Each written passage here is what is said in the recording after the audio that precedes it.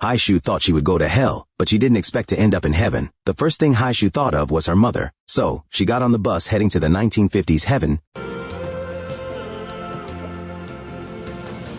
1950년대 전국으로 이동합니다. 오라!